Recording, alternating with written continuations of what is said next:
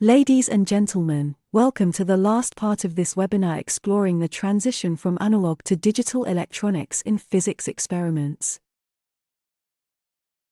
In this section, we will discuss about two algorithms for the pulse identification and zero suppression, the ZLE, zero length encoding, and the DLE, dynamic acquisition window. In many applications, it is necessary to acquire the raw waveform of signals from detectors. In fact, there are cases where synthetic parameters, such as height, charge, timestamp, are not sufficient to retrieve the required information. The raw waveform preserves the complete signal information, making it possible for offline analysis to extract the desired parameters. However, this approach generates a very high volume of data, typically not sustainable by the system's readout bandwidth, thus causing dead time and data loss. Therefore, waveform processing algorithms have been developed, no longer focused on parameter extraction as in PHA or PSTA algorithms, but rather on identifying regions of interest, allowing for the suppression of unnecessary data. When speaking about raw waveform acquisition, there are two different acquisition modes: triggered and triggerless or streaming. In triggered mode, there is a common trigger shared among all channels of the system. In this case, the waveforms are acquired simultaneously by all channels within the same acquisition window defined by the common trigger.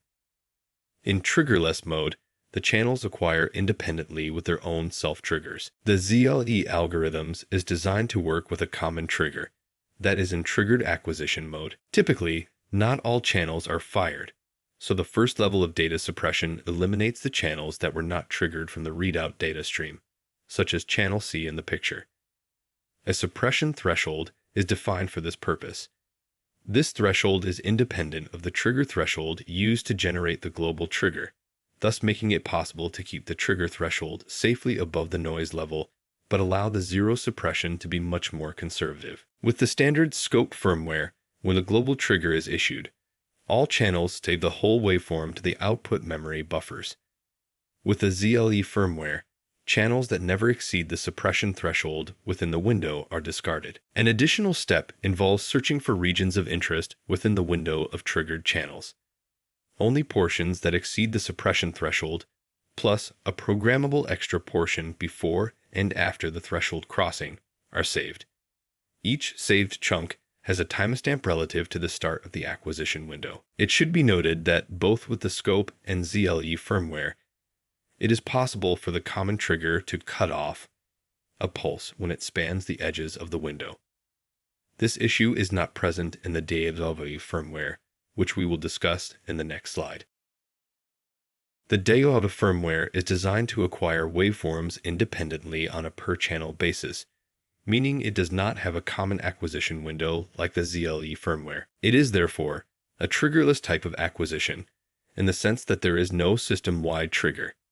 Each channel acquires based on its own self-trigger, meaning it only records data when a signal is detected at its input. Additionally, the length of the waveform is not fixed, but adapts automatically to the duration of the signal, that is, as long as it remains above a set threshold, plus a programmable extension in duration. Each acquired waveform has its own timestamp, allowing for the reconstruction of the relative positions of each chunk through software.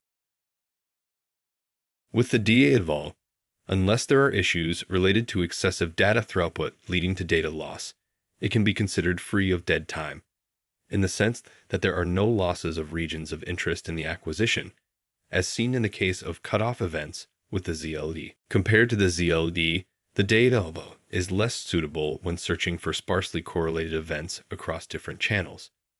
With the DPP-ZLE&DAW, very small pulses that do not exceed the trigger threshold may be lost, whereas with the ZLE, thanks to the global trigger, it is possible to set a much lower suppression threshold than the trigger threshold. This is based on the assumption that in a coincidence event, there is at least one channel with a pulse sufficiently high to exceed the trigger threshold. Now that we have concluded the extensive overview of what digital signal processing for a detector involves and have examined the main digital pulse processing algorithms, let's compare the advantages and limitations between the traditional analog approach and the digital one. Flexibility. A waveform digitizer is a general-purpose tool that is adapted to the application through the reprogramming of algorithms. During the acquisition phase, the only thing to evaluate is the ADC's sampling frequency, which should match the signal's speed. The acquisition mode, signal processing type, and output data can all be modified at any time through firmware and software updates. The latest digitizer models, thanks to OpenFPGA functionality and software like CAEN, allow users to develop algorithms freely, making the system even more flexible and dynamic. On the other hand, the analog chain is a hardwired system whose functionality is determined by the individual hardware modules and their connections. There is therefore limited room for adaptation and reuse. Multiparametric. The digital solution produces various types of information as output parameters that characterize the pulse, such as height, charge, arrival time, shape, etc. The number and type of generated parameters are determined by the algorithm loaded into the FPGA and can be modified at any time. In the analog system, adding a new type of information requires adding a new acquisition module, as each module produces a specific output. Dead time. Waveform digitizers are based on flash ADCs that continuously sample the input signal and have no conversion dead time, meaning there is no period where the system is blind. However, there can be dead time in the signal processing algorithm. For example, the trapezoidal filter requires time to reach the flat top of the trapezoid before accepting a new pulse. Generally, though, the digital system has less dead time than the analog one and can sustain higher trigger rates as long as raw waveforms don't need to be read. In this case, the data volume becomes so high that the acquisition bottleneck becomes the communication link to the computer, resulting in dead time due to internal memory occupation, drastically reducing the sustainable trigger rate. Trigger logic. In systems with many channels, it's often necessary to create trigger logic by combining self-triggers from individual channels to implement coincidences, anti-coincidences, multiplicities, etc. Here again, the multiple logic inputs and outputs present on digitizers and the ability to modify FPGA firmware allow customization of this logic without resorting to dedicated logic boards and complex wiring. Furthermore, as time-stamped list files can be produced as output, coincidences and event building can also be performed in post-processing by the software. Complexity. A waveform digitizer with DPP algorithms has many parameters to control. Consequently, the managing software and its user interface can be quite complex. The learning curve is steeper than that of an analog system. However, the digital system offers many facilities to aid users. Firstly, there's the possibility of signal inspection via software and the waveform mode, eliminating the need to connect tools to the setup. Signal inspection extends not only to input and output signals, but also to individual stages of digital filters, such as the trapezoid filter and PHA. Additionally, unlike analog systems, the digital system is easily replicable and maintainable. Cost. The cost per channel of analog and digital systems depends on many variables, making it impossible to say beforehand which one is more cost-effective. Generally, if the signals to be acquired are fast and require a sampling frequency of at least a gigasample per second, then the digital solution tends to be more expensive. For spectroscopy applications where signals come from charge-sensitive preamplifiers and are relatively slow, digitizers of around 100 megasamples per second can be used, which have a very low cost per channel, also thanks to the possibility of creating dense boards, for example, 64 channels per board. A separate case is presented by digitizers based on switched capacitor arrays. This technology allows for high sampling frequency, higher than 1 gigasample per second, high density, low power consumption, and low cost. However, they have two drawbacks. The switched capacitor array keeps the acquired analog samples in special cells that act as analog memories. The number of cells is fixed and typically doesn't exceed 1,000. This imposes a significant limitation to the maximum length of the acquisition window and waveform length. Furthermore, the conversion to digital of the analog samples stored in the cells doesn't take place at the same speed of their acquisition. As a consequence, there is a dead time after each trigger. Short and fixed record length and dead time make the waveform digitizers based on switched capacitor arrays inadequate for certain applications. In this table, we have attempted to summarize the entire scenario regarding which functionalities are available for the different sampling rates offered by CAEN digitizers.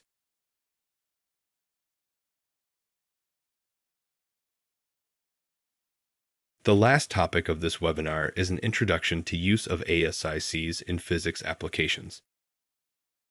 Many applications in nuclear physics, especially high-energy physics, require thousands or even tens of thousands of channels. The high channel density goes hand in hand with other requirements, such as low power consumption, compact size, short cables, and low cost per channel. To meet these demands, dedicated ASIC-based readout electronics are commonly used. Often, the ASIC implements the entire analog chain, as described earlier, integrating many channels, typically from 8 to 64, into a single chip. The A/D conversion takes place at the end of the chain, either inside the ASIC or with an external ADC. In both cases, the readout cannot be considered digital, as in the case of waveform digitizers with DPP algorithms. In other cases, the ASIC implements a digitizer of the switched capacitor array type, which acquires raw waveforms at very high sampling frequency and high channel density. However, this type of digitizer typically has limitations due to the small memory depth and the dead time that can reach tens of microseconds per trigger. Systems based on switched capacitor array ASICs are to be considered as digital chains, very similar to digitizers based on flash ADCs. Generally, ASICs are highly specialized for a particular detector and application, so there are many different ASICs developed by companies or research institutions to cover most applications. There is, therefore, a strong motivation to develop a common infrastructure that makes it easy and fast to integrate various ASICs while maintaining almost the same user interface and ease of use. This was the driving force behind CAEN's development of the FERS, which is a front-end readout system that integrates different types of ASICs. It is a small board that houses one or more ASICs and all the necessary electronics to make it work.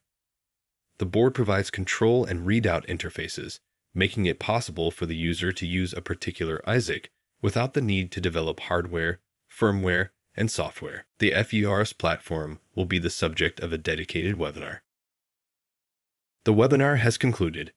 Thank you for your attention. Visit us on www.caen.it, www.caen-India, and follow us on Instagram, YouTube and LinkedIn.